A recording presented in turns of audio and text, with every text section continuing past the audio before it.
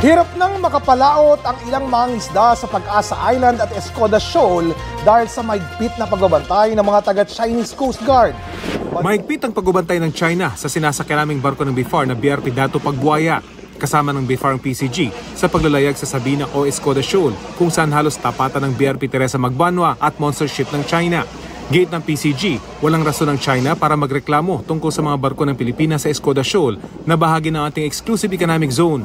Naunang sinabi ng China Coast Guard na illegally stranded ang BRP Teresa Magbanwa sa Escoda Shoal at labag ito sa soberenya ng China. Ito yung tinaguriang monster ship ng China Coast Guard. Matagal na itong monster ship na ito ng China dito at binabantayan hindi lamang ang ating barko kundi yung mga mangingisda na kumukuha ng kabuhayan dito sa Sabina Shoal.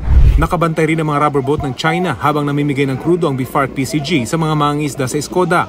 Paulit-ulit ang radio challenge ng China Coast Guard.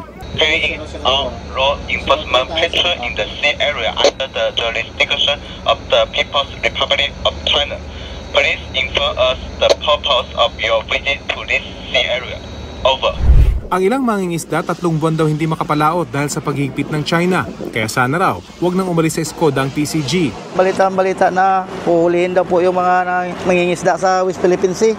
Kaya po natakot kayo kahit na mahirap. Talagang tiniis talaga namin para hindi lang mahuli, hindi mo na nagpalaot.